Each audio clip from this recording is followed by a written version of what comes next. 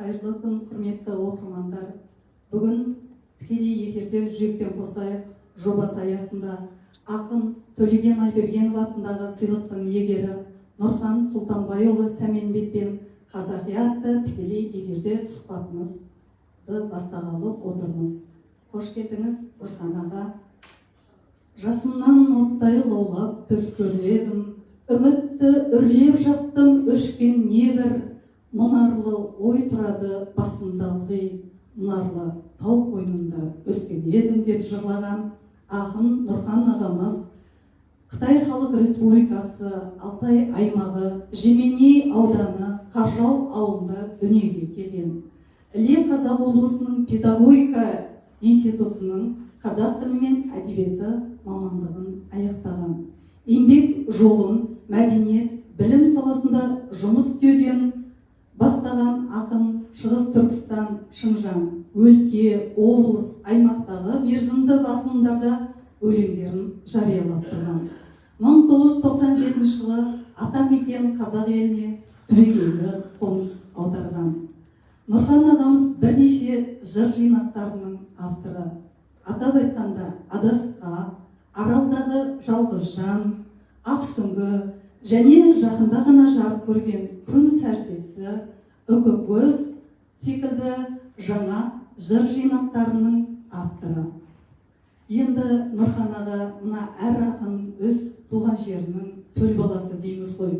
Сұлулыққа, табиғатқа, далаға, тауларға ғашықтық, жалпы сөз өнеріне құштарлықты қалыптастырған әрине өз туған жеріңіздің құдіреті болар.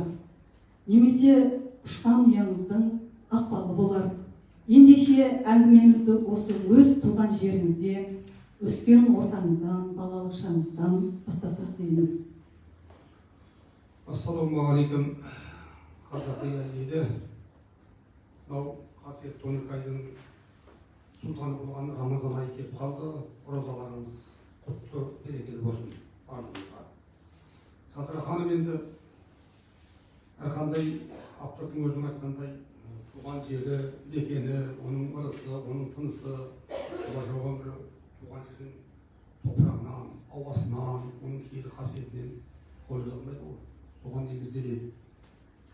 Енді ежелгі түркілердің алтын бесігі болған Алтай тауының бөктерінде Ертіс өзенінің бер жақ жағасында аттың сауырындай болған Асанқайға әттең аттың сауырындай ғана сауыр деген жерекесін алып кетсем деп армандаған қасиетті, қандай жағдайда да жұт болмайтын сол қасиетті қара сауырдың түлегін өзіңіз айтып отырған.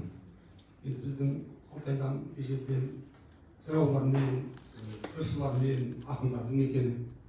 Арғыларын айтпағанда кешегі Асқар Татанайұлы қазақтың көне мұраларын жинаған үлкен дұрыс адам. Кешегі Мағаз Разданұлы 1974 жылы саясаттың құрбаны болып кеткен әйгілі Қызырбек Орал жастай Алтай аймақтық Алтай газетінің бас редакторы болған өте керемет ақын Серхан Мұртазалармен кезіккен. Серхан Мұртазалар бертінге дейін үлкен бағалаған сондай ақын еді. Содан кейін енді бертін өзіміздің ауылдан жаңа Сәлен Әнуарұлы деген саңлақ ақын болды. Ол туралы қазір сұхбаттың арасында айтармыз. Ең ғажабы біздің ұстаздарымыздың біреуі Қытай мемлекеттік сыйлығын алған Жақсылық Сәмитұлы деген кісі болды. Ол сөз Қазақстан тәуелсіздік алғанда алғаш көшіп келген 4 жазушының біреуі. Соның ішінде ағасы еді. Ол кісі 30-шы жылдардан бертінге дейін Шығыс Түркістандағы қазақтардың басына өткен сұхбат дүниені жазған, Қаһарлы Алтай трилогиясын жазған Жақсылық Сәмитұлы. Ол кісі осы бірнеше жылдан лауреат болды, бірақ артында үлкен мұралары қалды, том кітаптары қалды. Біз сондай тынысты, ырысты, қасиетті мекеннен, сондай үлкен парасатты адамдардың тәрбиесінде, солардың шығармаларынан қуат алып қанаттанған ұрпақпыз. Жақсы аға, мынау өлең деген бір сиқыр өмірімді арбаған дейді сіздің лирикалық кейіпкеріңіз. осы сіздің өміріңізді арбаған, сіздің поэзияңыздағы көркемдік бояу, тілдік қолданыстар, айшықты теңеулер, біз оқырман ретінде кітабыңызды қарап шықтық, ұнады. Сіздің ең біріншіден айтайын дегеніміз, әлі сиясы кеппеген, мына жерде оқырмандарға көрсетіп қояйық, үкі көз деген жыр жинағыңызбен күн сәждесі деген жаңа жыр кітаптарыңыз осы 2025 жылдың бас кезеңінде шықты. Осы жаңа жыр жинақтарыңызбен сізді құттықтаймыз. Әрине осы екі жаңа жыр жинағыңыздың бұрынғыларды айтпағанда тұсаукесері Шығыс Қазақстан облысында өткен екен, одан хабарымыз бар. Міне осы қуанышты сәттеріңізбен оқырмандармен бөлісе отырсаңыз. Рахмет. Енді мынау шығыс қазақия дейміз, яғни шығыс Қазақстан облысында Алтай тауының бөктерінде бұның тұсаукесерінің өтуінің бір себептері бар. Өзі менің осыдан бір қанша жылдың 60 жылдық шығармашылық кешімді Семей өңірінде өткіздім. Біріншісіне кейін Алматыда, кейін Шымкентте жалғасты. 60 жылдық мерейтой. Енді бірінші алаш көсемдерінің қазақтың сөз қайнарының бастауы болған Әуезовтің, Абайдың, Шәкәрімнің жері ғой, қасиетті, күллі қазақ қызмет жасаған Абайдың жері, әйгілі қазақты әлемге танытқан Абай Құнанбай. Сондықтан мен осы киелі жер алаш көсемдерінде бірыңдап сөйледі өткіздім. Осы жолы соның жалғасып сол осы кітапты өткіздім. Және мен сол Алтайдың ар жағында, Зайсанның ар жағында бір 60 шақырым бір жерде тұрған қазақпын. Тегінде шекараны 1800 жылдардың ішінде Орыс империясы мен Қытай империясы етке келісіп қылған. Ар жақта қазақ ар жақта қалған, бер жақта қазақ бер жақта қалған. Сол шекара сызығында айтпағанда біздің сол Алтай зауытының адамдары мына Семейдің Қызылжар деген жеріне жәрмеңкеге келіп малдарын өткізіп, осы Сәбеттің дейміз бе, соның малдарын алып келіп тұрған қой қоралас, ауылы аралас. Құнанбайдың өзі біздің елде қонақта болған әңгімелері бар. Ол бөлек әңгіме, Абайдың әкесі. Құнанбай жаңағы Аға Сұлтан. Осындай жағдай. Сөзіңізді тәртіпте есіңізге түсіп отыр. Осы сіздің айтып жатқаныңыз Қабдеш Жұмаділовтің Тағдыр деген романынан танысу бізде Дәмежан, кейіпкер Дәмежан болып келетін. Сіздің айтып жатқаныңыз жаңағы шекаралар бөлу, сол Дәмежан, басты кейіпкер Дәмежанның қолынан өтеді ғой. Сол кезде дұрыс айтасыз, сол кезде қалып жаңағы шекаралар болып кеткен ғой. Алтайдың сол қара сауырындағы сол Дәмежан Алтайдың қара сауырында дүниеге келген адам, әйгілі мына Керейдің жәкесі, Меркіттің әкесі деген ру ғой. Сол Жәке бидің тіке туысқаны болады. Дәмежанның балалары, осының немерелері бар. Алматыға да келген, қайтыс болды, немерелері бар, шөберелері бар, өскен ел. Енді ол кісілерді әптеп білеміз. Қабдеш Жұмаділов қаламгер күллі қазаққа Дәмежан таныстырды. Дәмежанның тағдыры сол кезде қазақтың тағдыры деп айтуға болады.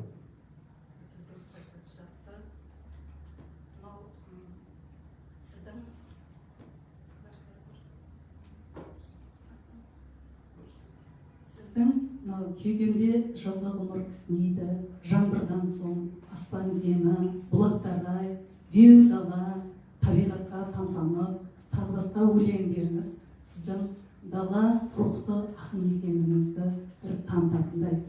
Айтайын дегеніміз, сізден тағы қосымша жырларыңызды оқыған кезде Жұмекен жырдың соқпағында бағамдағандаймыз. Сіздің де өзіңіздің Қоңыр өлең деген өлеңіңіз бар екен, өлең жазған екенсіз. Ал Жұмекенде Қоңыр түс деген әдемі бір лирикалық өлеңі бар. Оңтүстік Қазақстан бетінде де бір жақын арада шықты сол өлеңі. Және Жұмекеннің жұртында деген өлең жазған екенсіз арнайы. Сосын кейін Аралдағы жалғыз жан деген өлеңіңізде Жұмекеннің бір 4 қатар шумағында енгізіп өлең жазған екенсіз. Жалпы айтайын дегеніміз, биыл Жұмекен философ ақынның, Жұмекен ақынның, Нәжімеденовтің биыл 90 жылдығы. Міне осыған орай екінші бір қуанышты жаңалық, бір ел бір кітап деген акция бірнеше жылдан бері сондай акция болып келе жатыр, дәстүрге айналып. Міне соған биылғы жылға таңдалған шығармалары ретінде Жұмекен Нәжімеденов прозасы, поэзиясы қабылданды. Не қоятын сұрағымыз, жалпы Жұмекен жырлары мынау жүрегіңізге қандай қасиетімен жүрегіңізге жақын болды? Сұрағымыз бұл. Біз сол шығыс Түркістанда жүргенде 80 жылдар алғаш Қадыр Мырзаевтың қазір қайтқанда деген өлеңдері барды. Оны Шыңжаң өлкесіндегі ай сайын шығатын айлық журнал бар. Жазушылар бірлестігінің, әдебиет көркемдер бірлестігінің құрған журналы. Шұғыла деген 50-ші жылдар Сәбит мұғалімдер барған кезде Қазақстан жазушылар болған журнал ол Қазақстанға. Сол журналда қазір қайтқанда деген Қадыр Мырзаевтың бір топ өлеңін оқыдым. Ол бізді келетқан бір поэзияда басқа қырынан көрсетті. Сөйтіп жүргенде арада Фариза апайымыз бір топ өлеңін келді. Ол беріп, сөйтіп жүргенде бүгін қолымызға мен күйтімдеу кезім Жұмекен Нәжімеденовтың жырлары түсті. Оны мынау біздегі журналдарда басылып тұрды. Және ол кісінің жеті бояу деген жинағы бар. Ол кезде неменен шығарып алу да қиын анандай. Сонымен оны мен бір баладан студент барып оқидық ақын жігіт. Соның алдында аяғыма қалың кимей барып көшіріп алып жеті бояудың жинағы бар менде қазір. Енді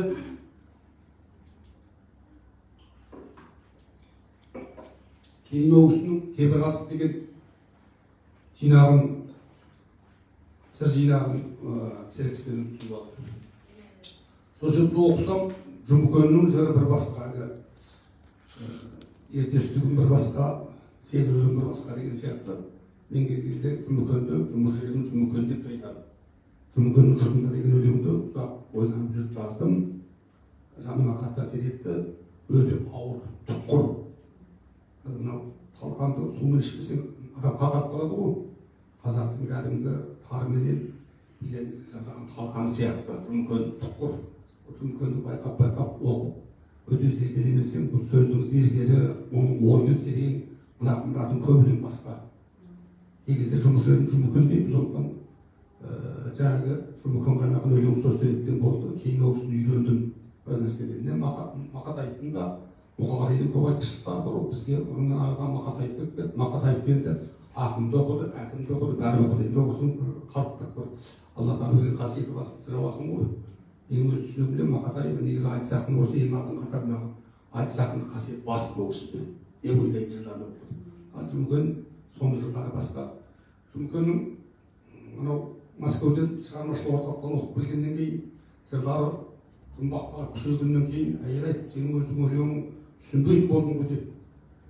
Кім Нәсіп қызы аты Нәсіп қызы деген бар еді ғой. Нәсіп апай. Нәсіп фамилиясын болды.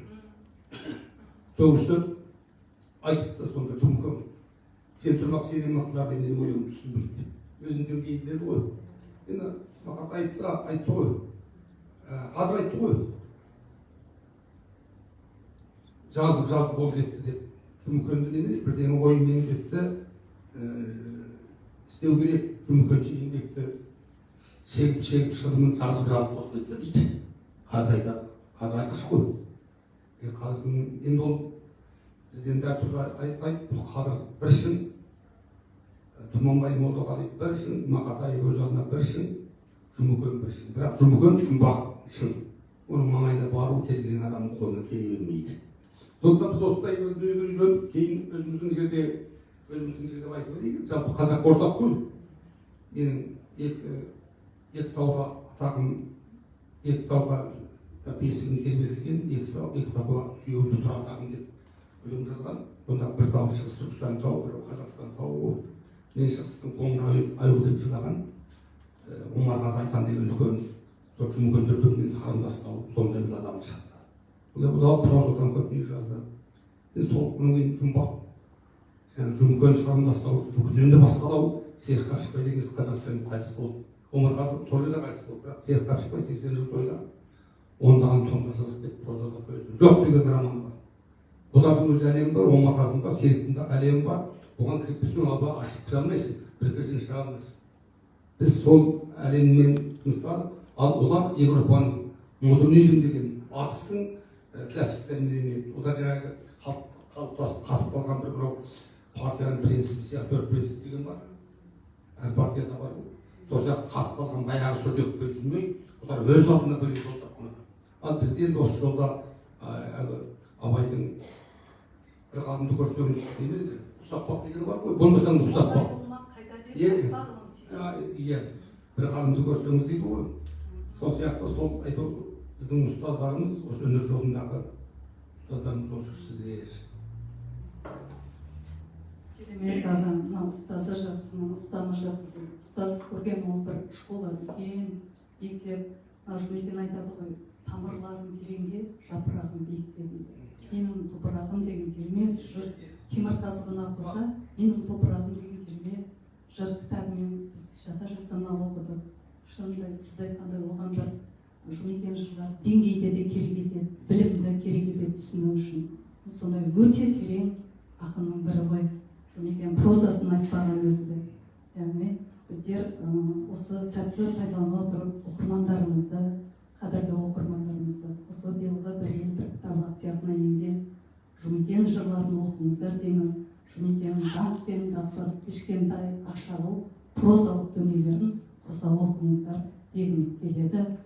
Енді мынау аға сіздердің тағдырларыңыз дейміз. Ол тағдыр ол ерекше тағдыр дейміз. Мынау қазақ тарихында кезінде саяси уақыттың ызғарынан үркіншілікке ұшырап, қаншама біздің ата-бабаларымыз шетел асып кеткені бар. Міне соның тамырдан өрбіген сіз ұрпағы боласыз. Бүгінгі әдебиетімізде солардың бір шоғыры жаңа сіз айтып жатқаннан тағы да қосымша танымалдылыққа ие дейміз бүкіл қазақ еліне. Соны атап айтатын болсақ, мынау Жағда Бабалыұлы, этнограф, үлкен ғалым, өте универсал энциклопедист деуге де болады. Мынау Қасымхан Бегманов деген ақын бар, білесіз. Сол осы өзі жасы келіп қалған кезде Жағда Бабалыұлы Алматыда тұрған екен ғой.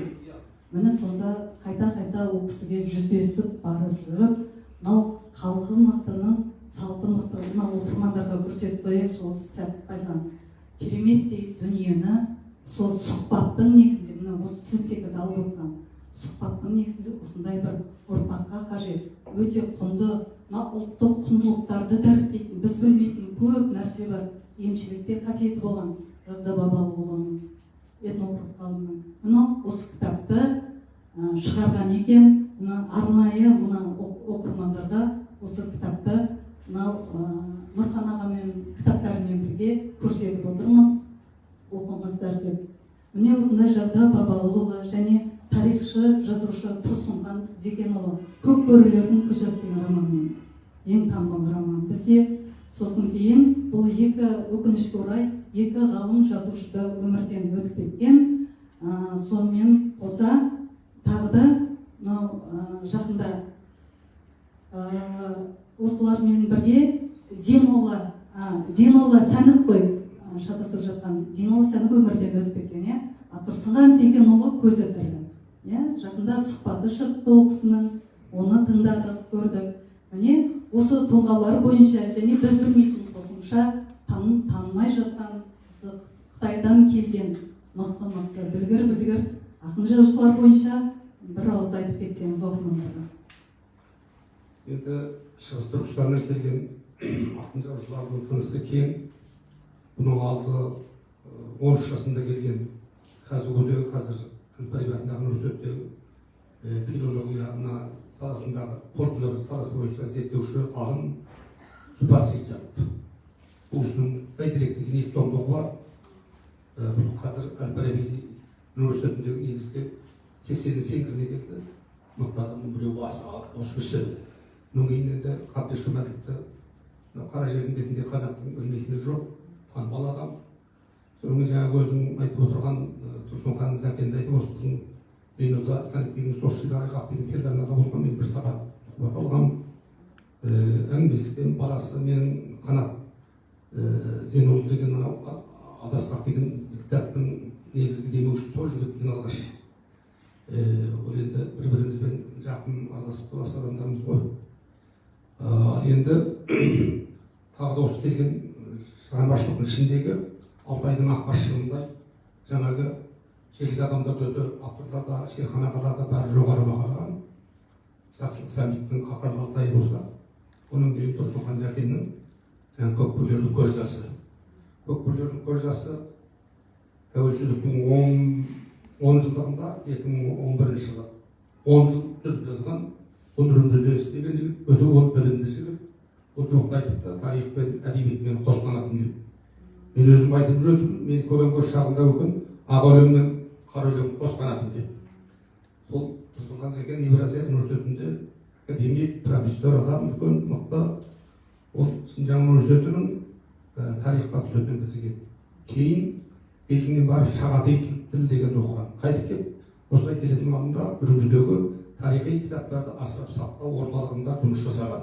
Өзі тарихшы, өз Шағатайдың біліп отыр. Енді ол күш жеткен алыпта жарат, шалыпта жарат деп, сол Көкбөрлердің көз жасы деп, сондағы түріктердің, қазақтардың, аймандардың тарихын жазып отыр. Ал енді бұл жай қойға солған жоқ.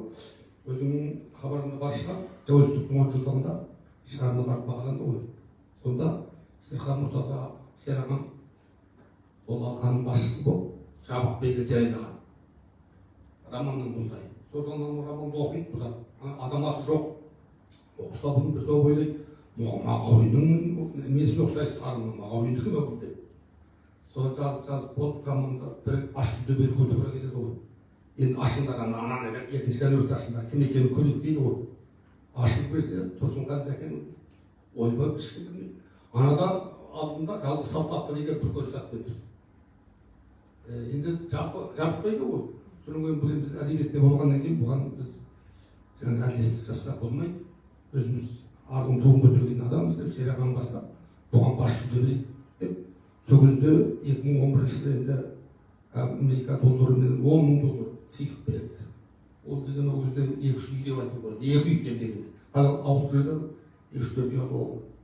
Сосын қазақ әдебиетіне сол кезде министр Мұхтар Құл-Мұхаммед әдебиетке жаңа леп келді, жаңа ағын келді, оны ағынан жаңа мақтады. Ол қазақтың мақтанышы, жалпы қазақ. Шерағаң сөзі бар ғой, ана Моңғол қазақ, Қытай қазағы, мына қазақ деген жоқ, бірақ қазақ болды. Сол біз айтқанда бұл қазақтың мақтанышы, біздің замандасымыз. Бізден келген азаматтардың ішіндегі ең ары да таза, жаны да таза, ешкімді алдан салтанат, ешкімді алдамайтын, жалған жазушылығы жоқ, жалған дүниесі жоқ, өзін әдебиетке арнаған, өмірін өнерге арнаған шынайы азамат. Мен өзім өте құрметпен қараймыз, сырдасымыз, досымыз. Бұны сырдастық емес, оның әңгіме шығармасынан биіктігінде. Осының нәтиже шығарды енді. Жас ақындардан бар, мынау Байрон ұстап жазған Қуаныш Дәлей деген, Ұларбек Дәлейдің ағасы бар. Ол Рысбек Дәлей ғой. Ол Қуаныш Дәлей деген өте мықты Ұларбектің ағасы. Бұл Байрон ұстап жазып, оны көтерді. Анау осы қазақ даласындағы сексеуілді ұстаған. Салмағы өте ауыр, ойға құрылған. Сосын кім деген бір ақын бар? Жеңіс Қанен деген, өзің оқып жүрген шығарсың. Бұл Жеңіс Қаненде біз өзіміз тұсауын кешіп, жолдың ашылуына себепкер болдық. Мен танымайтынмын. Халіңді ол сынды да жазар екен. Қарағым мынауың болмайды, жинағың шығар деп ауылына барып Талдықорғанда. Өзі батыста жұмыстар істейді. Өзінің әдебиетке арнаған бұның өлеңдері, бұл сөз бұлту, сармылдықтан қашқан. Осылардың ішінде мүлде бөгін басқа бір Ардақ Нұрғали деген жігіт бар. Бұл Ардақ Нұрғалидың енді шығармасы деген ашақ еді. Бұл батыстың Американың ақ өлең деген, бізде ақ өлең келген, бізде де бар ғой енді. Оның өлеңдері ұйқаспайды. Оның оқулықтарына Американың басқа газеттерде шығып жатады оның дүниелері. Бұл Алматыда тұрады. Бұл шетел әдебиеті деген бір газет шығарды. Көп нәрсе жазылып еді, өкінішке орай кейін газет жабылып қалды ғой дейді. Енді осы сияқты үлкен ақындар бар. Оның кейін өзіміздің Шымкенттен бір мақтаныш көретін бір ақын бар. Мен араласқаным бар. Егемен Қазақстан істейді. Батырхан Сәрсенхан дейді. Сәрсенхан ғой. Сол Батырхан Сәрсенхан өте ірі ақын. Оның бір өлеңінің өзінен тануға болады. бір өлеңі бір елдің мұрасындай деп Мақатаев айтқан сияқты, Мақатаевтың осындай мақалдайдан сөздері бар өзімізде. Сондай адамдар. Енді шығармашылық туралы келгенде Мақатаев тағы айтады. Арасында қап қоймай қаратынның несіне ақын болып жаралдым дейді. Қасиетін сеземдеп ана тілдің қасиеті қанаты қауырсында қалмады қанатымның дейді. Соны өзің ойлаңызшы. Арасында қап қоймай қаратынның несіне ақын болып жаралдым дейді. Ең қаратынның ішінде қалған адам не бақытты болады? Ақылы болғандар қасиетті ауыр. Оны көтереді адам көтереді. Осындай дүние. Жақсы, Нұрхан аға біраз мәлімет алды. Аттары да таныс, бейтаныс дейміз ғой. Біраз солар мағлұмат алды, қандай ақындар жастардан өсіп келе жатқандығын. Енді мынау өлеңдерімізді қарасақ, Нұрхан аға өзіңіздің творчествоңызға келсек, мынау шындықты бірінші орынға қойғаныңыз бізге ұнады. Шындық. Осы бүкіл жыр жинақтарында шындықты байқадық. Әрине шындықтың жолы өте ауыр дейміз. Енді мынау Амангелді Кеңшілікұлы деген керемет сыншы бар қазақ әдебиетінде қазіргі. Соның айтатыны бар. Мына өткен рет Дулат Исабеков керемет классик жазушымыз өкінішке орай қайтыс болды ғой. Міне соған байланысты жазбасында жазыпты. Оны әлеуметтік желіден алдым. Шындықты айту қаламгердің парызы дейді. Бұл ретте сыншыға қарағанда ақынның, жазушының, драматургтың жүгі жеңілдеу. Шындықты олар себебі, шындықты олар шығарма тереңіне жазырып, лирикалық қаһарманның сезімі немесе кейіпкердің ой арқылы беріп отыратын бар дейді. Мына айтайын дегеніміз, мынау сыншының жүгі ауырлығын айтайын деп тұр ғой. Осы жалпы мынау қазіргі қазақ әдебиет поэзиясында болсын, өзіңіз қалам тартып жүрген сынға қалай қарайсыз? Ал өзіңіз өлеңдеріңізге байланысты айтылған сынға өзіңіз қалай қабылдайсыз? Осы сын тақырыбының алдында жаңағы әңгіменің соңында бір қалып қалған екен. Ұларбек Әлиев деген жігіт шықты. Ол мынау кім? Жаңағы біздегі хан бар ғой, әйгілі қазақтың ханы мына немеде жатқан жезқазған жеріндегі Ұлытауда Жошы хан туралы роман жазды. Романы қазір эфирден көрдім, өзі оқыған жоқ, біраз аңыздар ойлап жатыр. Талданды. Бүркір деген жақсы дүние бар, оның мынау редакторы бізден қатар Жүсіпбек Қорғасбек. Ол қылмыс романын өңгіп ішіне кірген азамат. Артыңа шапқанмен. Ол романның ішіне кіріп өзегіне барып ол оңай нәрсе емес. Сын дегеннің бір жағынан арқылы жатыр. Ал екіншісі, жаңа айтайын деп кеттім, мынау Ұларбектен кейін Рысбек Дәби деген бар. Бұл жігіт Жылқатылған жаз деген роман жазбады. Қоңыз деген роман бар, жоқта тағы бір роман жазды деп естідім. Енді осылар өзі жас жігіт, 80 жылғы жігіттер осы қазақ әдебиетінің әдебиетіне үлкен құнар қосты. Үлкен мөлдірлік әкелді деп айтуға болады. Оны өзіміздің авторлар, аға авторлар, замандастары толықтырып айта жатады. Ал осы. Енді алғиса сынға келсек, мына Амангелді Кеңшілік Мырзабектің баласы ғой. Бұл кісі ақынның баласы, бойында қаннан барған, жоғары жақтағы жаңағы ардыңыз бұл парасатқа деген сөздердің бәріне ұнауға болады. Енді сыншы болу үшін көп нәрсе білу керек қой. Есмағамбет Смайыл айтады екен, Қасым айтады екен, Қасым Аманжол сыншы болу үшін бәрін оқу керек дейді екен. Қасым Аманжолдың досы ғой, екеуі дос еді. Ал енді ақын болу үшін таңдақтан оқу. Енді сіз сын айту үшін көп нәрсе білу керек. Редактор болу үшін сіздің ана автордан деңгейіңіз жоғары болу керек. Сіз оны түзейсіз. Оны әдемі сөз маржанын қоса алмасаңыз, автордан төмен тұрсаңыз, анан обалып түседі. Жаңағы ит талағын тауып түседі. Сондай редакторлар да көп. Сол себептен де әдебиет бар жерде сын бар. Сын деген сөз ана сияқты ғой. Өмірге келген шақалаққа бір күні ана болып тұр, бір күні суға, бір күні майға, бір күні сағынға түсіріп отыр. Баланы сылау өсіреді, қарды қылау өсіреді дейді қазақ. Сондықтан ол әдебиеттің негізі сын. Бірақ сол енді сын жанры бүгінде сынып кетті. Сынып кетті деп айтуға болады. Енді сын ол кімге айтылмақ? Кеше Әуезовке айтылды, басқаларға да жұмқынға да айтылды, қадырға да айтылды. Қадыр айтты мысалы бір сөзінде соқыр сынның қамшысы сауырлаған деп, сауырлаған ұмыт дейді ғой. Соқыр сын сонда әдетсіздік айтып отыр. Енді мен өзім сынды екіге бөлемін. Бірі сын жанашырлық сын және жалақорлық сын. Ол жалақорлық сын кей кезде авторларға анау мынауға болатын жағдайлар көп. Тисе терекке тимесе бұдаққа деп жер сабап кететін жағдайлар бар, қуанышылық бар. Ал енді бірі жанашырлық, әдебиетте деген жанашырлық бар, шығарма деген шынайы жанашырлық бар. Әрине автордың да еңбегін қарайтын бұл шынайы жанашырлық. Осы авторларда болды. Енді қазір енді анау Бақыт Сарбалаев дегендер бар еді, тағы бір жас жігіт бар еді ғой. Құлбекер көбеген ол осының Майталман Сақа адамы ғой, оның Сартабардың сыншы ғой. Құлбек деген Құлагер Құлбек дейміз біз ол кісіні. Жүйрік адам ғой, оның көктап сұхбатын тыңдадым, ол бөлек әңгіме. Оның кейін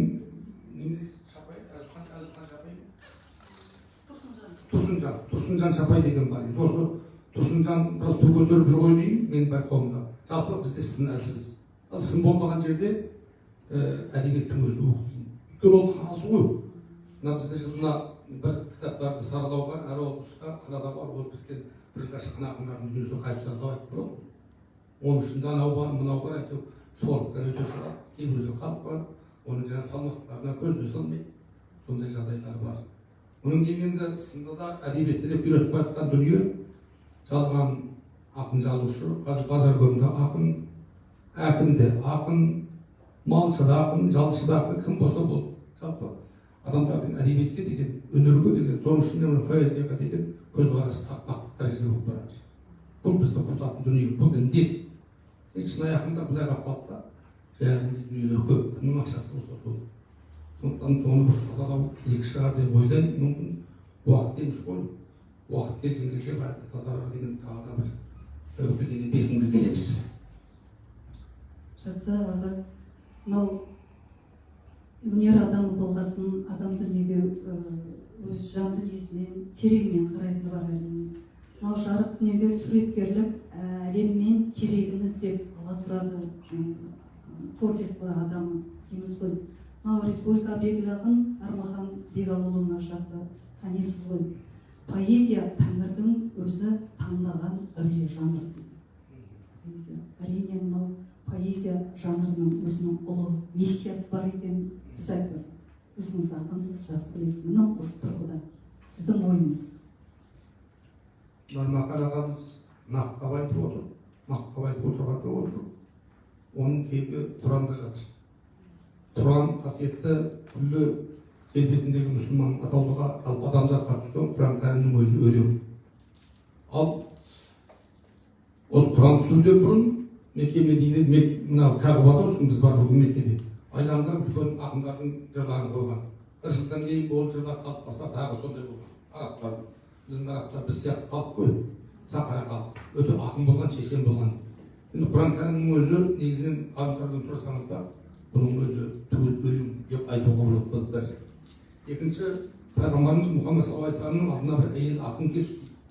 Сонда ананың өлеңінің кереметтігі пайғамбарымыз оқи түс деп айтты. Өлең. Сен өлең қарам десе, осында домбыра қарам, өлең қарам, ана қарам, мына қарам деп қарамдар көбейіп кетті ғой қазір. Сондықтан бұл мәселеге келгенде бұның түбі осында отыр. Нарекеңнің аузына Құдай салған сөз. Екінші, пайғамбарымыз саллаллаху алейхи вассалам тағы да айтады, өлеңде мағына бар, сөзде сиқыр бар. Осындай хадисте пайғамбарымыз. Сондықтан бұл енді расында Алла тағала сыйлаған дүние. Ол кезде Нарекеңнің тағы бір сөзі бар. Кітап оқыңдар, поэзия оқыңдар, өлең оқыған, өлеңге жақын болған адамның жан дүниесі жұмсақ болады деген сөзді бір отырыс айтқан еді. Сондықтан бұл тегі аржағы діннен алынады. Күлді түрлер де бізде жауға ұрандап шапқан кезде жаңағы осы өлеңмен енді абайдың өзі айтты ғой, дүниеге өлеңмен келесің, өлеңмен кетесің. Сол сөздердің бүгінгі басқа бір қырынан жарық сәулесі жаңғырып тұрма деп отырмын. Жақсы аға, мынау енді осыңыздан лабораториямызға кішкене жақындаса өлең қалай келеді деген қызық сұрақ болып тұр өзі. ізденіспен келе ме екен деген өзіңіздің шығармашылық ізденісіңізден хабардар етсеңіз оқырмандарды. Енді бұл қай дүниенің барлығында бірінші тәңірден беріледі Алладан. Тәңірден күні таңшылдың аттап көтпесін, бірінші Алла Тағаладан беріледі. Бұл енді сен жоғарыдан береді. Қаншалық деңгейде боласың, бағың қаншалықты, әдебиетте бағы жанатын ақындар бұл, бағы жанбайтын, өмірі соңғы көлік болып өтетін ақындар да бар. Сондықтан бұл бірінші Құдай Тағаланың беруіне байланысты, екінші сол адамның ізденуіне талғам таразысына байланысты. Енді талғамсыз жаза берсе одан кейін, енді қайсыны менің бір жазушы досым бар еді, Қырбақ Нұрғалиев деген 10 том жазған жігіт, ағай өнерге ұлиды деген үлкен романы бар. Қытайдың үлкен жоғары сыйлықтарын алған жігіт. Сол айтады, мына оны өлең жазады екен, өлеңдерде бір екі жинағым бар дейді. Мына прозаға қарағанда, поэзияға қарағанда прозаның әуресі көп. Прозаны жазу үшін жаңағы адам көңіл күй жақсы болу керек. Жүдетті адам болу керек, қарны аш болу керек, бап керек оған. Енді мен айтамын, поэзия дегеніміз, өлең дегеніміз жылқышы ұстаған. Сондай жерден төбеден көздеп қояды, ана ауылдан барып шайын ішіп, ана ауылға барып әнін салап жүрді ғой, жылқым көрдіңдер ме деп қояды.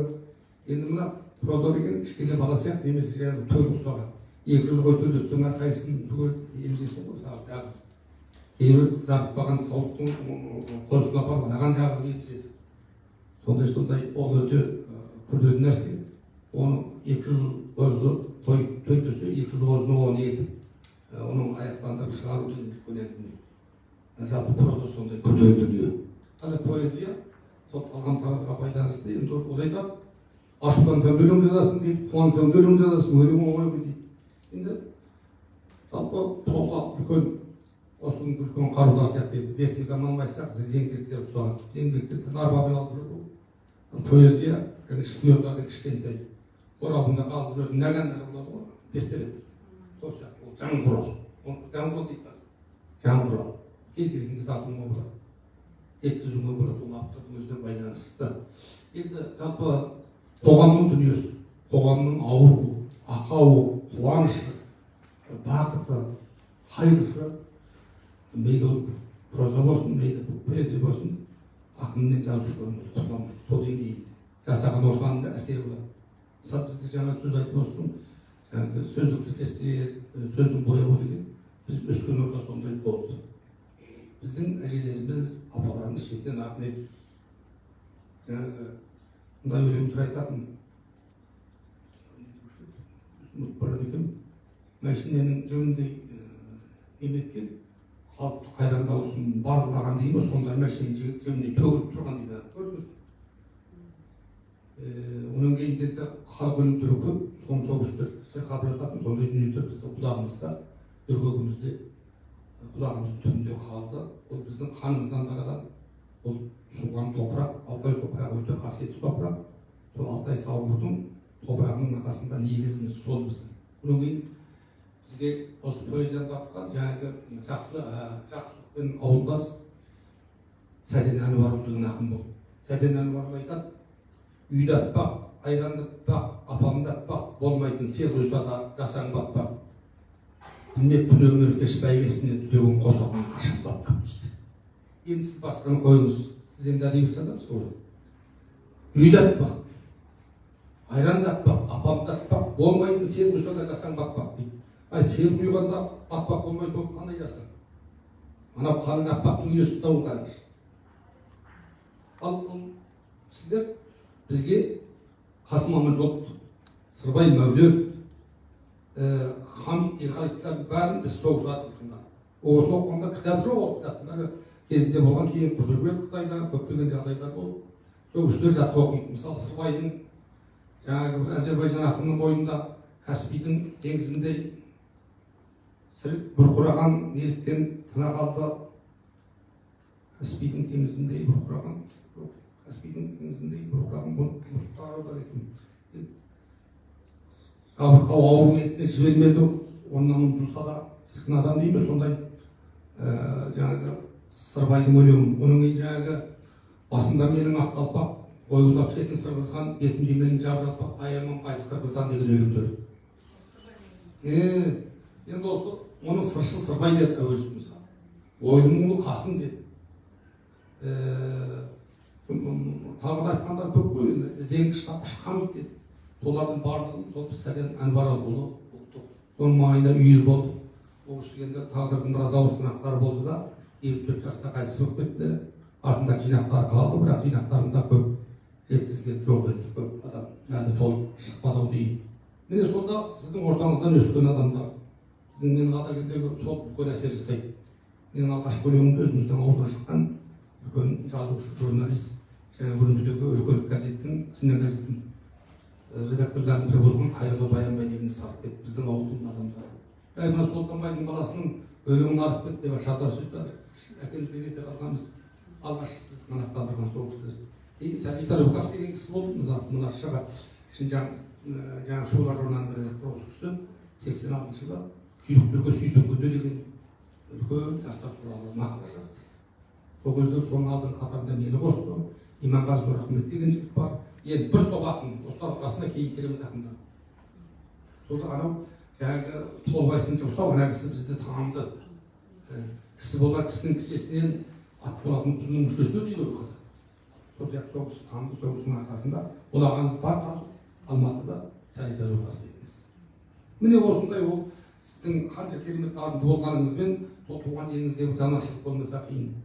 Сол шулар журналында іздеген 15 роман жазған бар, Шәміс Құмар деген кісі айтады, тіпті өлеңі керемет емес, бір аудандарда бір ақындар шығады, сонда жебе өлетінде әдебиеттің ішкеден нұры тарасын деп біз соның өлеңдерін басып отырамыз.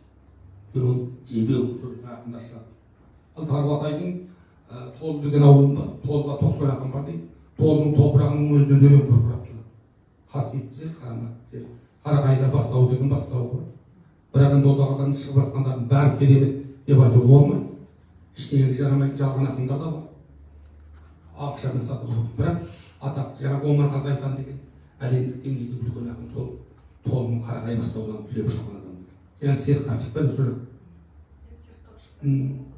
сол Серік Қапшықбайдан көрдім ба, ғалым жаңағы жоқ деген романы бар, ғажап.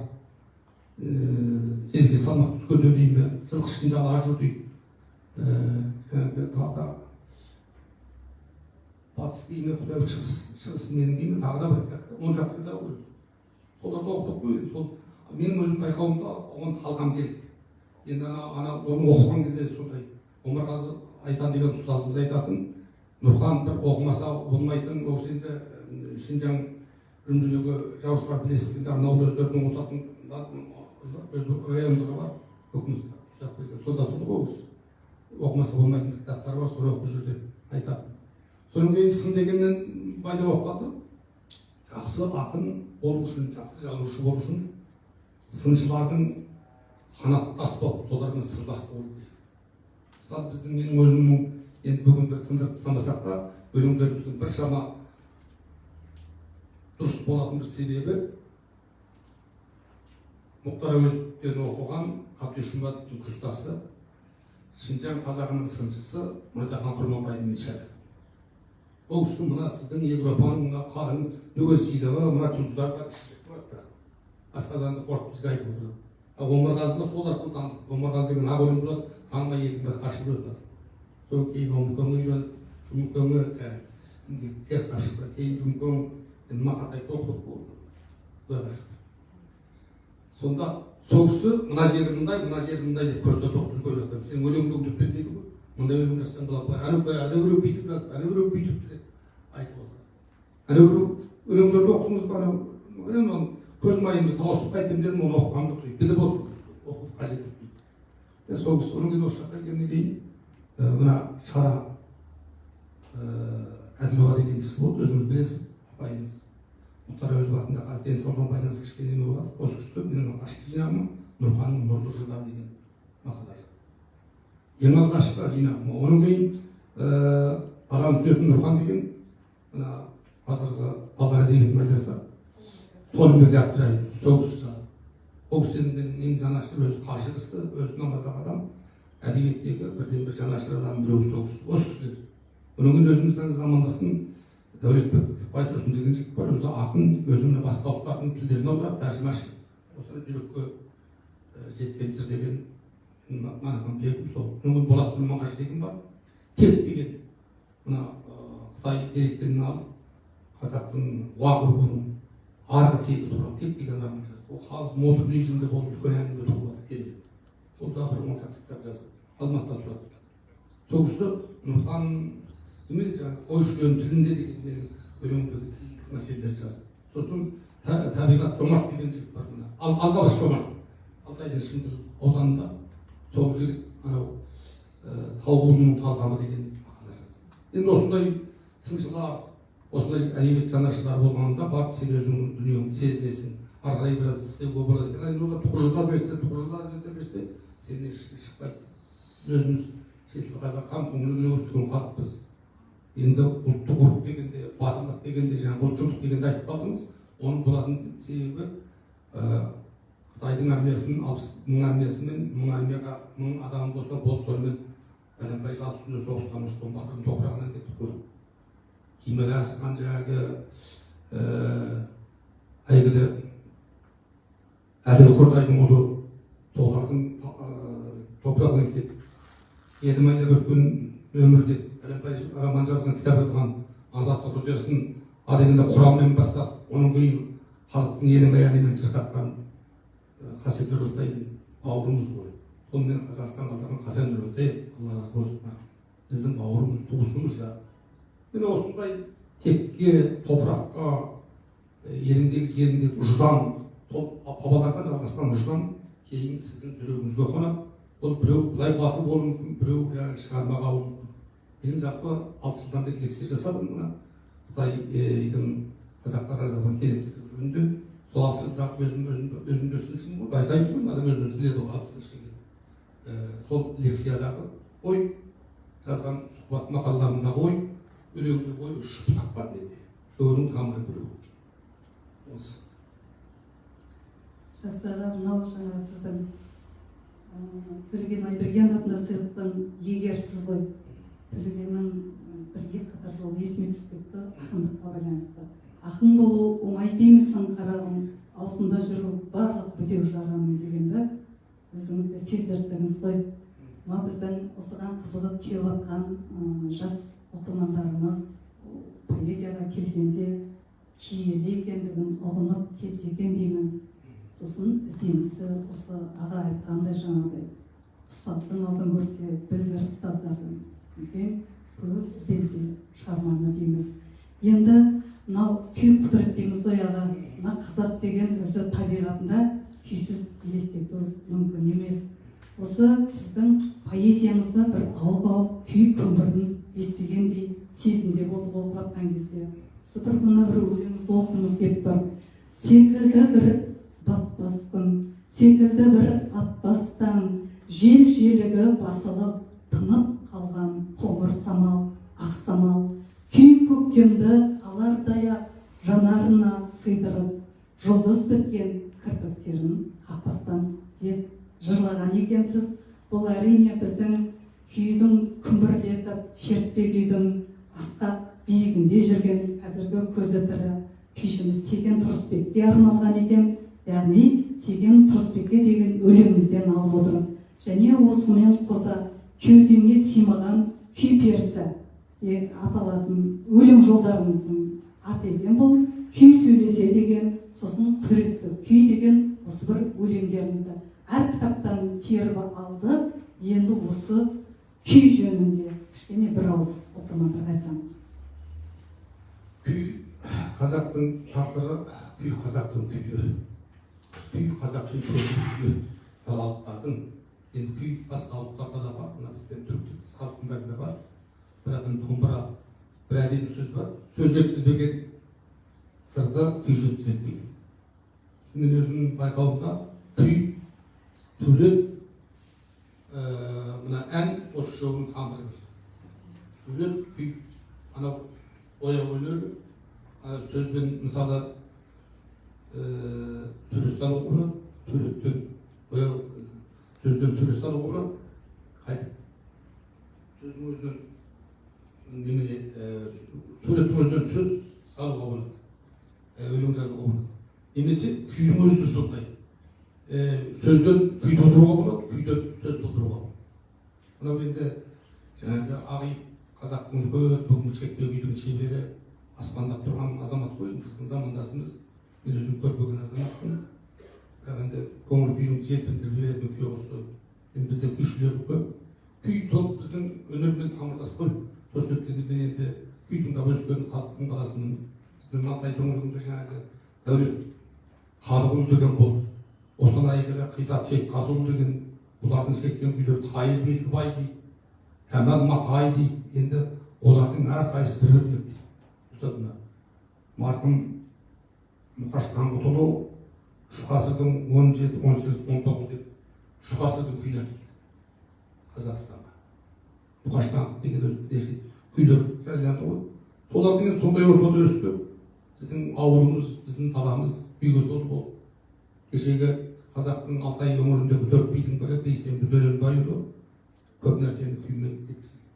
Мысалы, Бейсенбі Бейжеңнің үйіне келіп бір ұры келіп қойды, ұрлайды, құшақтап ұйықтап болған ғой. Сол кезде Бейжеңнің ұйықтап күй, Бейжең дейміз, Бейсенбі Дөненбай күй тартып отырған. Анау күйші екен.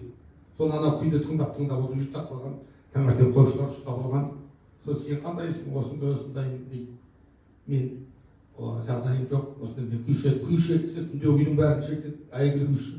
Сен енді мұны ұрлығыңды қой деп Бейсенбі Дөненбайдың оның астына ат мінгізіп, үстіне шапан жауып, бірнеше күн қонақ қылып жолға салған. Міне, біз сондай ортада өстік қой. Біздің ол өзің қазақ айтады ғой, құс ұядан ұшқанда нені көрсе соны дейді. Сондықтан біздің мынау Шара ханым көп айтады, сіздерде Түркістан амықты дейді. Сазания дейміз, орысшасы. Сол Түркістан амықты сіздерде, біз Түркістанадан өшкіндеп қалдық дейді. Енді жаңағы Жұманболда Алиев айтты ғой, мың өліп мың түрлеген қазақ. Сол сияқты мың өліп мың түрлеген қазақ тағдырда не нәрседе болды. Жалпы шетелге кеткен қазақты шетел ауып кеткен. Сонымен көбі Шығыс Түркістанда 5 миллиондай қазақ бар. Басқа елдерге кетті. Оны кей адамдар әртүрлі түсті. Біреулер есіркеп айтады, біреулер едіріп айтады, біреу тағы жерініп айтады, біреу желпініп айтады. Бірақ бір кісі айтты. Сөйтіп айтпасам, кім деген кісі айтты, бір әйел бар, Сараш Қоңырбай қыз деген Русинс дейді. Сода бір сөзімді айтты, тағы бір кісіден естідім. Сондегі екеуінде ортақ сөз, Алла Тағала сол қазақтарды бізден бөліп алып барып, ұйқысын саттап, Қазақстанға қайтап, бәрін бұзбай әкеп қайтап қосты. Бұл Алланың ісі. Мен осыны қосылам. Сондықтан Сараш Қоңырбай не дейді? Бұлар көшіп келгенде бұлардың байығы болымысы дейді. Түрі, байымы, сөзі, өзі, тірлігінің бәрі ішіміз бабаларымыз сияқты. Енді соны айтқанда, көңілім босады. Сараш Қоңырбай деген сөз. Бұл не?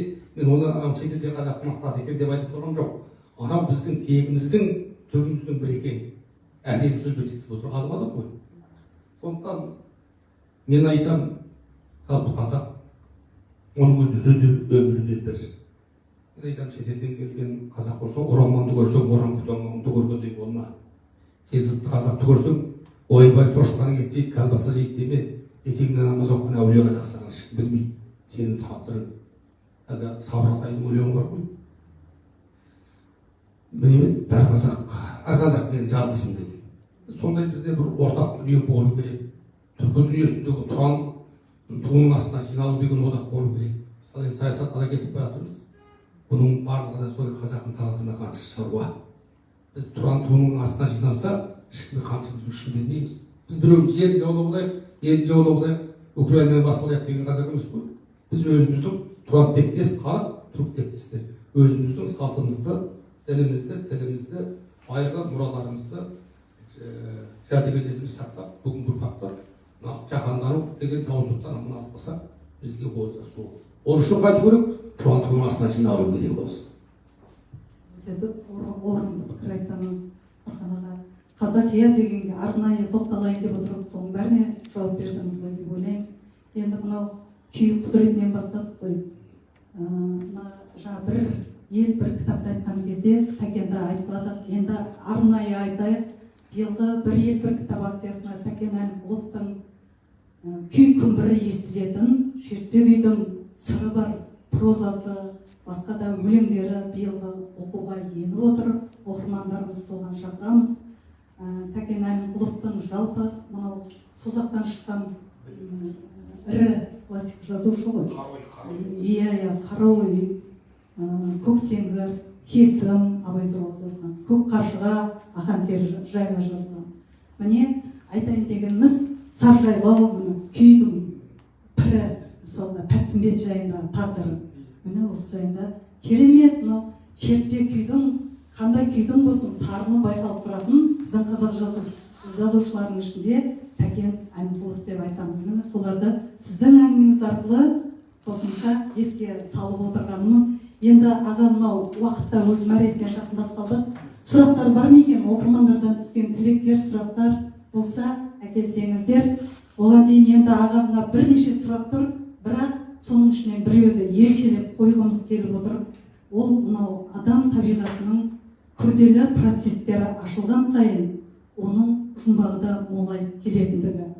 Білген сайын білмейтінін, көрген сайын көрмегенін көптігі кейде адамды қалай үлей күйге түсіретіндей, қайранға салатындай.